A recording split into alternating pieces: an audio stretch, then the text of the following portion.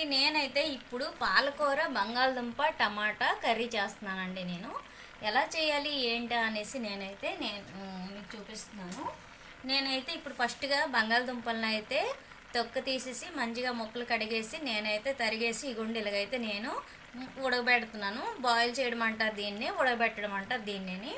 నేనైతే ఇప్పుడు వీటిని అయితే ఇలాగా చేయడం అయితే జరిగిందండి. ఇదిగోండి నేను బాగా ఇలాగ మెత్తగా దుంపలు అయితే ఉడికిపోవాలి, బంగాళదుంపలు. అదే ఆలు అంటారు వీటిని. నేనైతే బంగాళదుంపల్ని ఇలాగ ఉడకబెట్టుకుంటున్నాను, మెత్తగా ఉడికిపోయాయి. ఇప్పుడు అనమాట నేను టమాటాలు అయితే నేనైతే ఉడకబెట్టుకుంటాను.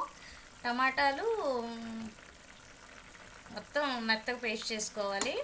దాంట్లోనే ఎండుమిరపకాయలు పోపు వేసుకొని, జీలకర్ర పోపు వేసుకొని, అది కూడా నేను మీకు చూపిస్తాను చూడండి. ఇవైతే దుంపలు అయితే ఇప్పుడు ప్రస్తుతానికైతే మనకైతే బాగా ఉడికిపోయాయండి, మెత్తగా అయిపోయి. మెత్తగా లేదని నేనైతే ఇలా చూసుకున్నాను. ఇవైతే మెత్తగా అయిపోయాయి. ఇప్పుడు నేను ఎలా బంగాళదుంపలు ఉడకబెట్టాలో చూపించాను కదా. ఇప్పుడు నేను కొత్తిమీర, టమాటా, ఎండుమిరపకాయలు అన్నీ ఇప్పుడు ఎలా పేస్ట్ చేసుకోలేంటా అని నేనైతే చూపిస్తాను చూడండి. ఇప్పుడు నేనైతే ఈ చిన్న కడాయిలో నేను ఆయిల్ అయితే కొంచెం వేసుకున్నాను. కొంచెం వేసానండి, ఎక్కువ వేయలేదు. దాంట్లోనే ఇప్పుడు కొంచెం ఆవాలు వేసుకుంటున్నానండి. దాంట్లోనే కొంచెం జీలకర్ర వేసుకుంటున్నాను. జీలకర్ర ఎందుకు వేసానా అంటే బాగుంటుందని. ఇప్పుడు దీంట్లోనే నేను లైట్గా ఇంగు వేస్తున్నానండి, కొంచెం వేస్తున్నాను. ఇదిగోండి, దీంట్లోనే నేను ఇప్పుడు ఎండుమిరపకాయలు వేసుకుంటున్నానండి. ఎండుమిరపకాయలు వేసుకుంటున్నాను. ఇదిగోండి, ఎండుమిరపకాయలు అయితే నేనైతే చిన్నవి ఒక 4 వేసానండి. ఎందుకు ఎండుమిరపకాయలు వేసుకుంటున్నానంటే టేస్ట్ వస్తుందని నేనైతే వేసుకుంటున్నానండి, బాగుంటుంది అందుకని. కారం వేస్తాను కానీ అవి వేసుకున్నాను. ఇప్పుడు టమాటాలు దీంట్లోనే వేసుకున్నానండి. దీంట్లోనే ఇప్పుడు కొంచెం చింతపండు, ఇప్పుడు ఈ టమాటాలతో పాటు చింతపండు కూడా ఉడికిపోద్దండి. దాంట్లోనే కొంచెం ఇప్పుడు నేను పసుపు అయితే వేసుకుంటున్నానండి. ఇదిగోండి, పసుపు అయితే వేసుకుంటున్నాను. దీనికి తగ్గట్టుగా ఇప్పుడు వేసుకున్నాను. పోపు వేసేటప్పుడు మనం పాలకూరకి బంగాళదుంపలకు తగ్గట్టుగా వేసుకోవాలి.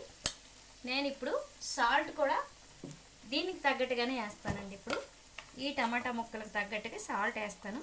అప్పుడు పాలకూర బంగాళదుంపలకు తగ్గట్టుగా అప్పుడు నేను మళ్ళీ సాల్ట్ వేసుకుంటానండి. ఇవి బాగా వేగనివ్వాలండి, ఎందుకంటే బాగా మెత్తగా మగ్గిపోవాలి ఇవి. ఇప్పుడు ఎండుమిరపకాయలు, తరువాత ఈ చింతపండు, టమాటాలు అన్నీ బాగా ఉడికిపోతాయి. ఇప్పుడు ఇవి బాగా ఉడకబెట్టుకొని మనం అయితే పేస్ట్ చేసుకోవాలండి. ఇప్పుడు ఈ టమాటాలు, ఈ చింతపండు, ఈ ఎండుమిరపకాయలు ఇలా మెత్తగా అయిపోయి ఉడికిపోయాయి కదా, దీన్ని పేస్ట్ చేసుకుంటానండి. ఇది కొంచెం చల్లగా అవ్వాలి, చల్లగా అయితే పేస్ట్ చేసుకోవాలి. నేను ఇప్పుడు కడాయి అయితే పెట్టుకుంటున్నాను. ఇదిగోండి, కడాయి వేడెక్కినాక ఆయిల్ వేసుకోవాలండి. ఇప్పుడు కడాయి వేడెక్కింది కదా, ఆయిల్ అయితే వేసుకుంటున్నానండి. నేను ఆయిల్ అయితే ఇలాగ వేసుకొని, తక్కువ ఆయిల్ వేసానండి మనకి, ఎందుకంటే ఇప్పుడు కూర కూడా అందులోనే వేగాలి కదా, కొంచెం వేసుకున్నాను. మన కూరకు తగ్గట్టుగా వేసుకున్నానండి. ఇప్పుడు నేను పోపు వేసుకోవడానికి ఏమేమి వేయాలా ఏంటని చెప్తాను. ఇదిగోండి, ఫస్ట్గా నేను ఆవాలు వేసుకుంటున్నానండి. ఆవాల తర్వాత జీలకర్ర వేసుకుంటున్నాను. ఇప్పుడు ఇదిగోండి ఆవాలు వేసుకుంటున్నాను. ఆయిల్ వేడెక్కింది. ఆవాలు వేసుకున్న తర్వాత నేనైతే కొంచెం జీలకర్ర వేసుకుంటున్నాను. అప్పుడు కొంచెం వేసాను కదా టమాటా పోపు వేసేటప్పుడు వేసుకుంటున్నానండి. తర్వాత నేను ఇదిగోండి ఎర్రగడ్డలు అండి, నేను ఒక 2 కట్ చేసుకొని ఉంచుకున్నాను. పచ్చిమిరపకాయలు ఒక 4 అండి కట్ చేసుకొని ఉంచుకున్నాను. ఇవి తెల్లుల్లిగడ్డలు అండి, ఇవైతే ఒక 2 ఇలాగా పులిసేసి ఇలాగా ముక్కలు అయితే కట్ చేసుకొని పెట్టుకున్నాను. ఇప్పుడు ఇవి పోపులో వేసుకుంటున్నానండి. ఇదిగోండి ఇలా వేసేయాలి. పోపు అయితే వేస్తానండి. కొంచెం పోపు బాగా వేగాలి. ఇలాగా మనం వేసుకున్నాక ఈ ఎర్రగడ్డలు బాగా వేగిపోవాలి. ఈ పచ్చిమిరపకాయలతో కూడా అవి మొత్తం అన్నీ బాగా వేగిపోయినాక ఇప్పుడు దీంట్లో మనం ఏం చేయాలంటే పాలకూర నేనైతే కట్ చేసుకొని ముందుగానే పెట్టుకున్నానండి.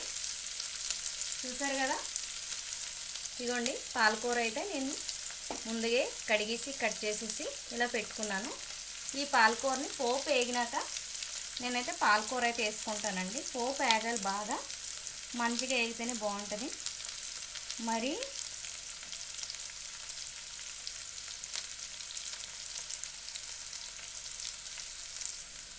పోపు అయితే వేగిపోయిందండి. నేను ఆ పోపులోనే మనం పాలకూర బంగాళదుంపలకు తగ్గట్టుగా నేను పసుపు వేసుకుంటున్నానండి. పసుపు వేసుకున్నాను కదా, దానికి తగ్గట్టుగా కారం కూడా మనం వేసుకోవాలండి. ఇదిగోండి కారం వేసుకున్నాను.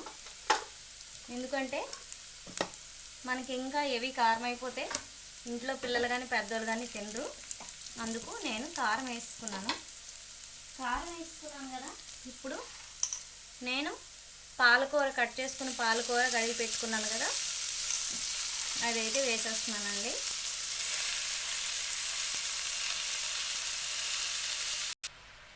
ఇప్పుడు పాలకూర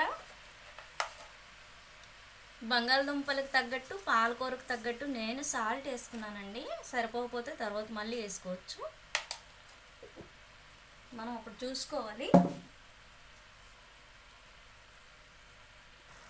ఈ పాలకూర ఇలాగ బాగా మగ్గాలండి.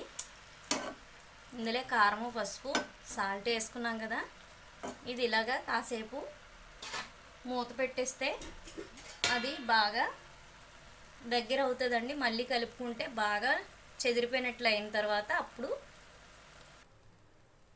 ఇగోండి ఇలాగా మెత్తగా పేస్ట్ లెక్క అయితే బాగా ఉడికింది. నేనైతే గుండగా తరుక్కోవాలండి. బాగా ముదురుకూర అనేది ఉంటుంది, లేతకూర అనేది ఉంటుంది. లేతకూర కొంచెం గుండగా తరకపోయినా పర్లేదండి. ముదురుకూర అయితే పెద్ద పెద్ద ఆకులు ఉంటాయి కదా, పెద్ద పెద్ద కాడలన్నీ కట్ చేసి ఆ ఆకులు అయితే చాలా గుండగా తరగాలండి. లేదంటే మీకైతే తీగల లెక్క వచ్చేస్తుంది ఉడికినప్పటికి.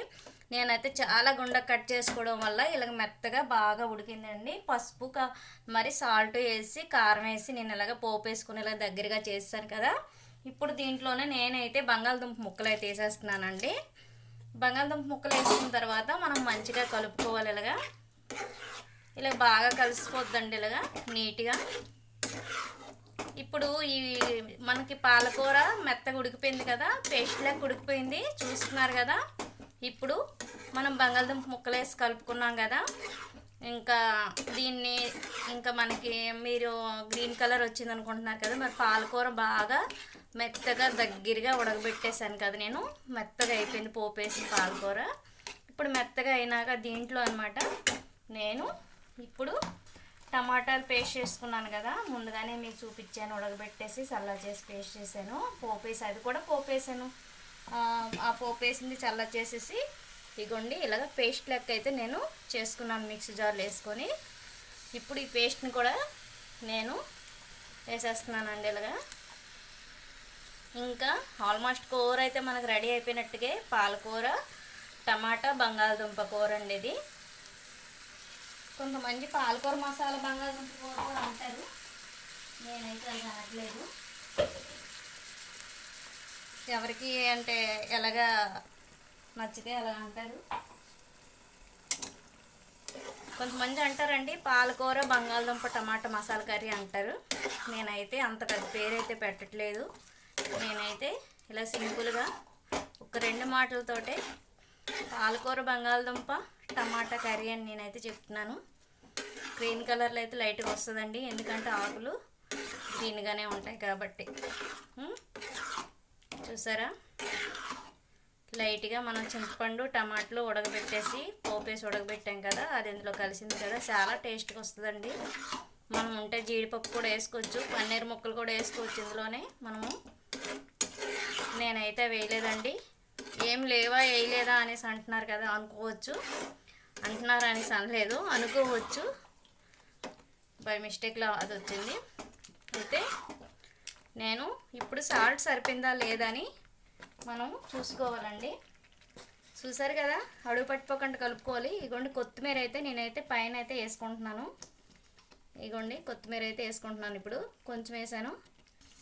ఆ గ్రీన్ కలర్ ఈ గ్రీన్ కలర్ ఒకటే కలిసిపోతుంది దాంట్లోన కొత్తిమీర కూడానా. ఇలా అయితే సింపుల్గా మనకైతే కర్రీ అయితే రెడీ అయిపోతుందండి. ఇప్పుడు మనం సాల్ట్ సరిపోయిందా లేదా అని చెప్పేసి చూసి వేసుకోవాలండి. నేను ఇప్పుడు లైట్గా గరం మసాలా కూడా వేస్తున్నానండి.